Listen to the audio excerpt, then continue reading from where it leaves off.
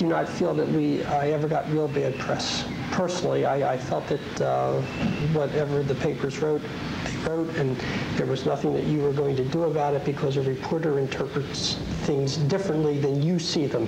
So there's the way you look at it and the way the reporter looks at it and the way she reports it or he reports it, depending upon whether you think they're biased or not.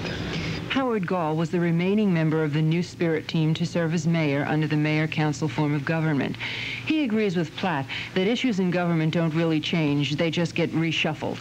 Those issues that were prevalent 20 years ago, drainage, the monetary money it would take to solve drainage, the CCMUA, the sewerage, bringing treatment plants up, which they must be up to tertiary level,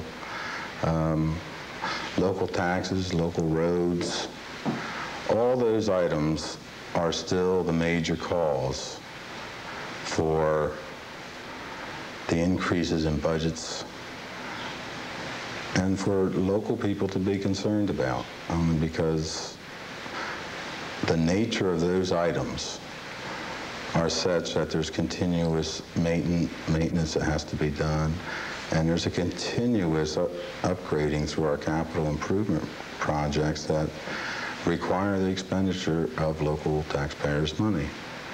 Gall told me that municipalities now only control about 25% of their own destiny.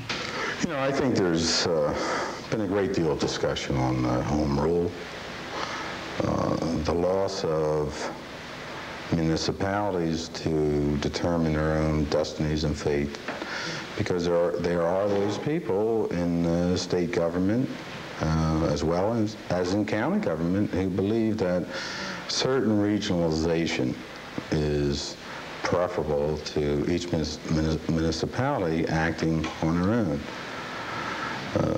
One case that we went all the way to the Supreme Court with during the time that I served on council and as mayor was the CCMUA, the regionalization. It came down to we would not join it voluntarily, that a court and Judge Lowengrub had to order us to vote for and to pass the joining of that regionalization. While Gall was on the Township Council, Cherry Hill was ordered to regionalize its sewer system and become a member of the Camden County Municipal Utilities Authority, or CCMUA. Gall and other council members felt the people of Camden County and Cherry Hill would pay too large a share in comparison with the state and federal governments. Council refused to join. This started a legal battle that was to go on for 12 years. The fight was finally lost in the Supreme Court, but council went on record as saying they had joined the regionalization under duress. Though Cherry Hill is as large as many major cities, Gall feels that it's still the grassroots approach that leads to election, as was the case with the New Spirit team. A couple years prior to that, however, I think the people were generally satisfied. I think the people that were put together to run on the ticket that time, which was Maria Greenwald and Bernie Platt and Joe Hassman, we were all former Civic Association presidents. We were active within our communities, our synagogues, our churches, and we just worked hard. I think that the four of us, under the leadership at the time, just really went out and wanted it more than the other side had wanted it. And it was the improvements he could make on the grassroots level that made him proudest. Revitalizing the Police Athletic League and raising money for them, whether it was creating more parkland through Greenacre funds and partial contribution on behalf of the township so we could land bank ground so that future generations of Cherry Hill would have trees and things. That was important today. Now that you look back and you see how the development keeps moving along, I think that we needed those type of programs. He described the typical Cherry Hill voter to me. For the most part, you know, the people are pretty sophisticated, and they're certainly fiercely independent in our township, and they kind of sort out the issues. And one thing that helps a local government like ours is that those people will come to the council meeting, and there's a public participation. And if they have questions that have nothing to do with that night's agenda, they certainly will let you know what's on their mind. And in lots of cases, you can communicate people's fears, regardless of what the issue is, and pretty much satisfy their concerns. After Gall's term, Cherry Hill was to change to a strong mayor form of government, a transition he was happy to help with. I was fortunate enough to be the last mayor chosen under the old form of government, which was changed in 1980. Up until that time, all the council people voted on and selected the mayor and deputy mayor.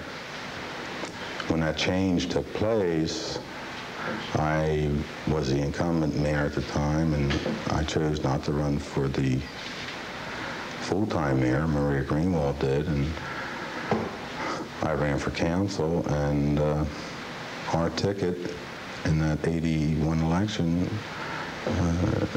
won all 7 council seats, and Maria became the first full-time mayor of Cherry Hill.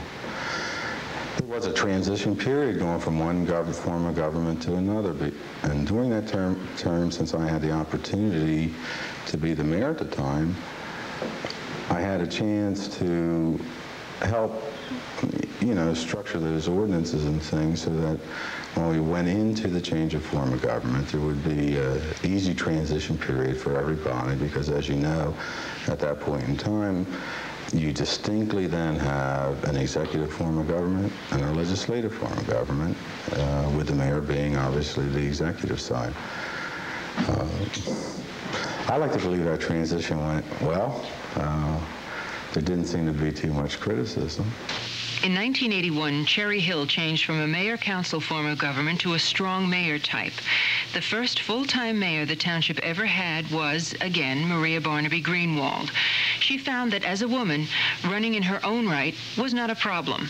Women vote very conscientiously, too, I will tell you. If you were to look at the voting rolls, you will see in almost every single household, the woman votes. In some of those households, the mothers and daughters outvote the men. And obviously, women outvote men in this community and in this country. She saw Cherry Hill's emergence into full-time politics as a signal to end being perceived as an appendage to Philadelphia. People didn't want to be a bedroom community anymore. There's a great spirit of pride in this community. People love their community. They love their high schools. They love their soccer teams. They love Pop Warner. They love Cherry Hill. They spend a lot of money to live here.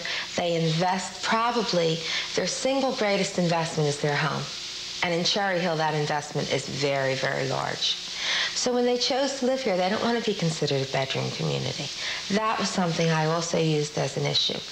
And I said that one thing I would do when I left office, Cherry Hill would never be referred to as a bedroom community again. The transition was something she felt she and the people were ready for. As far as working it with the people, it was wonderful, because the people had been looking for that. Under the old form of government, although I was the mayor, I was only one vote of the council. The township manager literally ran the community. That was his function. He hired the department heads and all the people in town hall. The mayor and the council simply acted as ceremonial people and as legislators. And the people didn't want that. The citizens would come to me and want something done, and when we would have to say, well, first we have to put a request into the manager, then we go to council, people would inevitably say to me, Mayor, I elected you. They didn't understand. So once I became the chief executive officer, they felt comfortable with that, because that's how people view their mayor, and that's how it should be. But as in every job, the downside was never easy. In some cases, some of the development where you really felt this is going to be too much, this is just